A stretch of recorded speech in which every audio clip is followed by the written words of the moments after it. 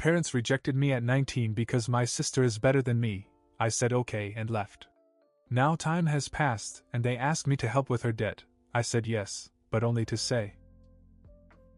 When I was 19, my parents told me to leave. Not as a heated argument, not as an empty threat, but as an actual decision. They sat me down one evening, my mom, my dad, and my twin sister Sandy. Sandy didn't look upset. If anything, she looked pleased, as if she'd won some unspoken competition. My parents said, "John, it's time for you to move out." At first I thought they were joking. I had no reason to expect this. I wasn't a perfect kid, sure, but I didn't get in trouble. I had a part-time job, and I helped out around the house when I could. I didn't even ask them for much, considering they always put Sandy first. But as the conversation went on, the absurdity piled up. They said I took up too much space in the house. Sandy wanted to use my room for studying, because it had better light. They said I wasn't contributing enough even though Sandy wasn't working at all. They even said I was somehow holding her back, though they never explained what that meant.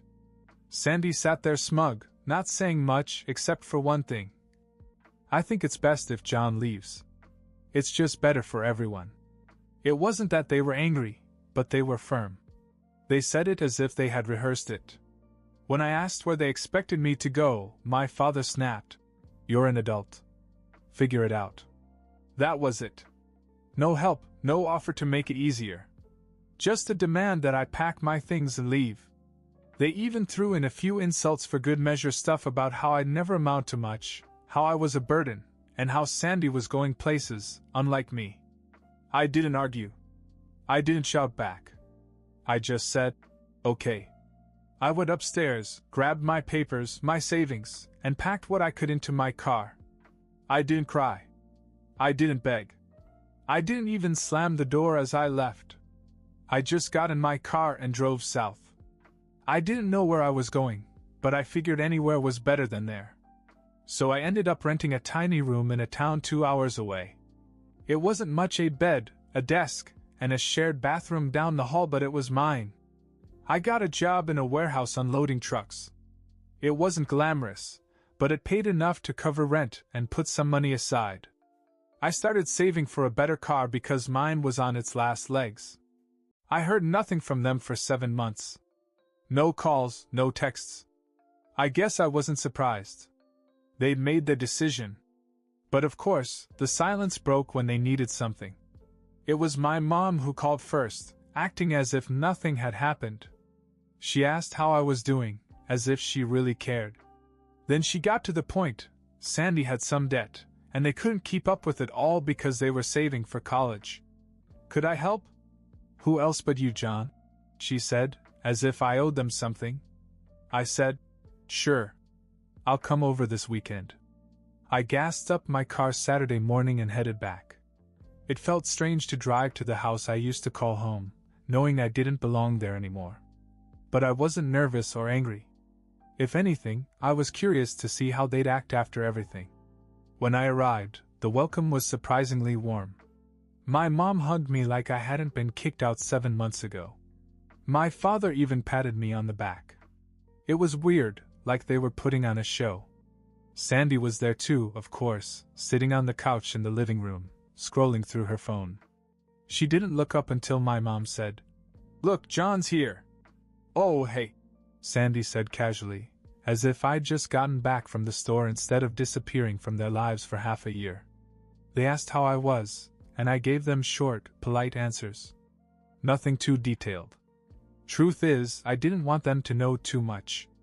I didn't trust them not to use it against me somehow. The conversation didn't stay on me for long, though. They quickly moved on to Sandy, how she just celebrated her 20th birthday, how she was doing great in her classes, and how they were planning a big celebration for her upcoming graduation. They went on about her dreams and ambitions as if she were the second coming of Einstein. I just nodded and pretended to be interested, even though I didn't care. Finally, they got to the real reason they'd asked me to come. "John," my mother said, "we've been trying so hard to make things work, but it's been hard. You know, Sandy's education is so important, and we want her to have every opportunity. But with everything that's going on, we've fallen behind a little bit. A little?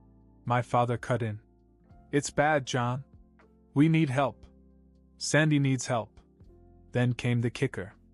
My mom leaned forward and said, If you've come all this way, you're going to help pay the debt, right? Right. I let the silence stretch for a second, then said, No. They blinked as if they didn't understand the word. What do you mean, no? My father asked, his voice rising. I mean, I won't give you any money. Not a penny.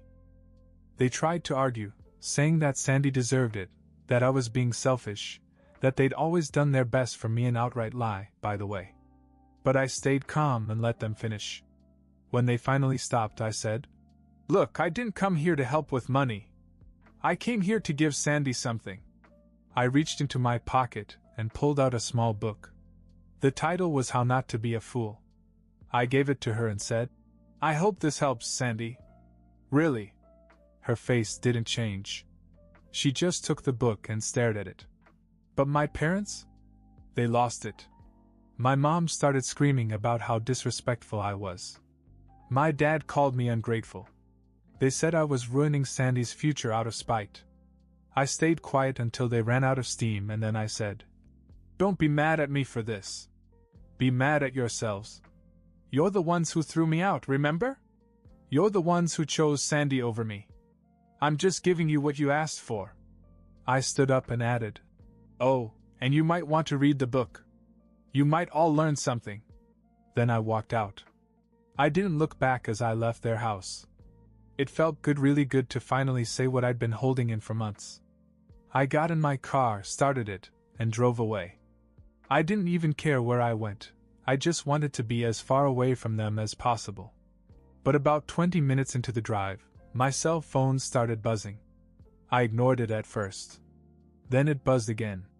And again. I pulled over to check, thinking it might be work or something important. But no, it was a barrage of texts from my parents. Get back here right now! How dare you embarrass us like this? Sandy's crying. You've ruined everything. I rolled my eyes and turned off my phone. If they thought guilt trips would work after everything, they were dumber than I thought. I put the phone down and started driving again. About an hour later, as I pulled into a gas station, I noticed a car that looked familiar. It was a beat-up old sedan parked awkwardly at the edge of the lot. I didn't think much of it until I saw who was inside. Sandy. She was in the driver's seat, gripping the steering wheel like it was the only thing keeping her from falling apart. Her face was pale and her eyes were red as if she'd been crying for hours. For a second, I thought about just driving away. I didn't owe her anything. But curiosity got the better of me. I parked my car, got out, and walked over to her window. What are you doing here? I asked. She jumped, startled, and quickly wiped her face. I needed to talk to you.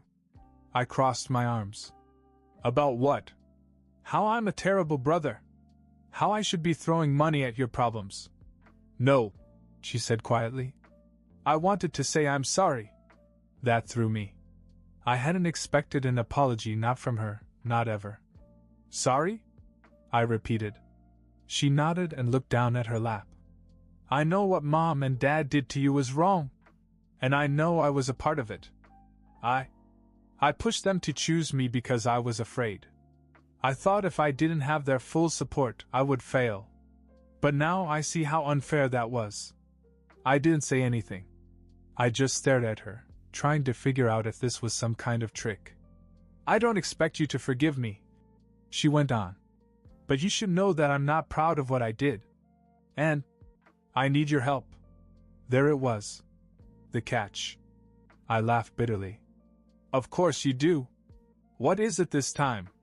More money? No, she said quickly. It's not about money. I'm leaving.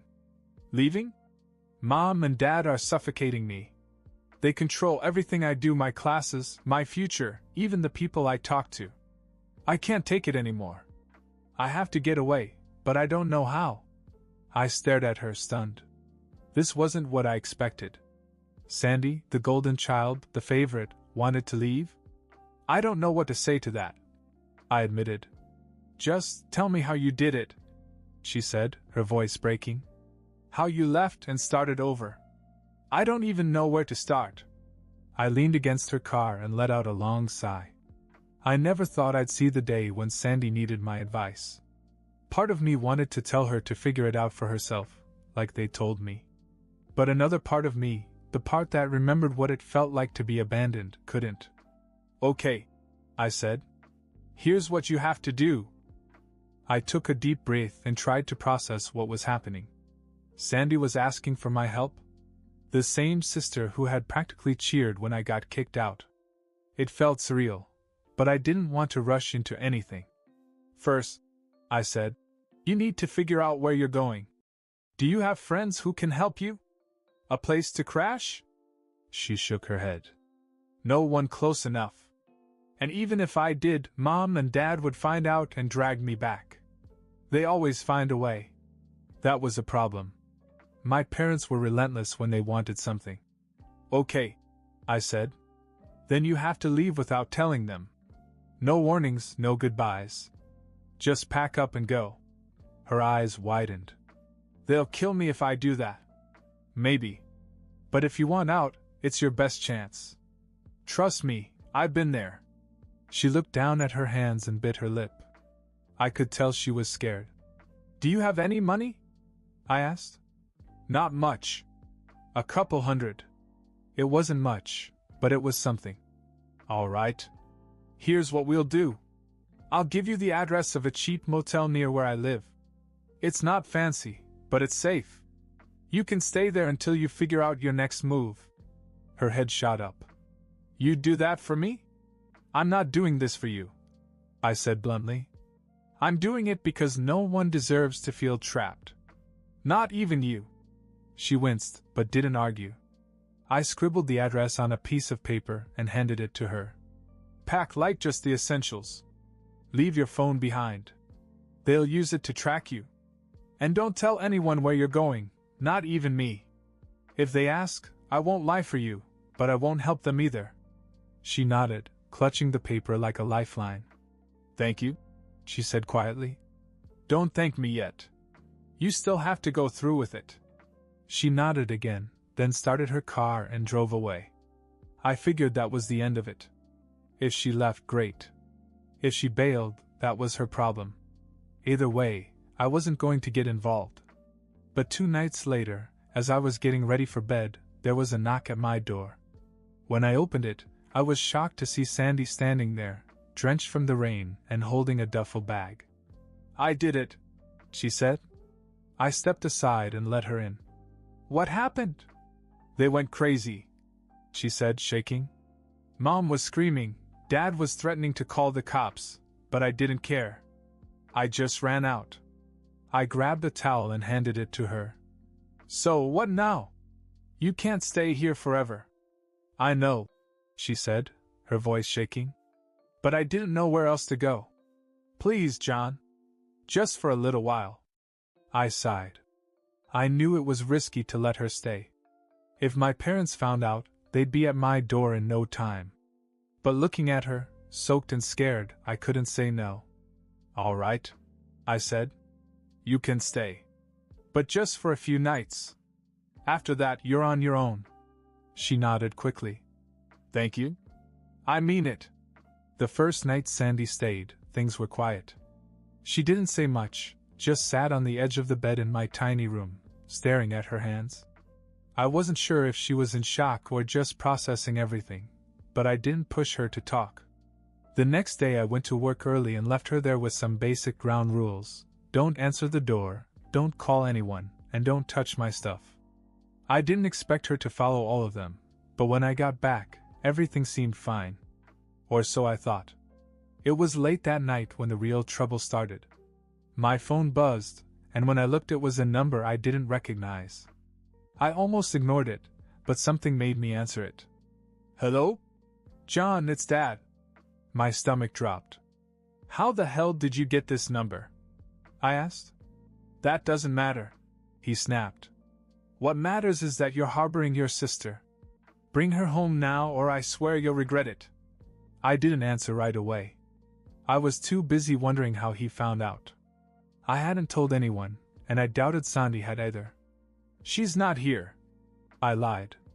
And even if she was, you kicked me out, remember? You don't get to tell me what to do anymore. Don't play games with me, John, he said, his voice dangerously low. We know she's with you. If you don't send her back, I'm going to call the cops and report her as a runaway. Don't think I won't. The line went dead before I could answer. I stood there for a minute, trying to decide what to do. Finally, I walked back into the room where Sandy was sitting. Did you tell them you were coming? I asked bluntly. Her eyes widened. No, I swear I didn't. I left my phone at the house like you said. Then how do you know? She hesitated, then said, Maybe they found the paper you wrote the address on. My heart sank. I hadn't thought of that. If they found it, they'd know exactly where I lived. Pack your stuff, I said. What? Why? Because we're leaving. Now.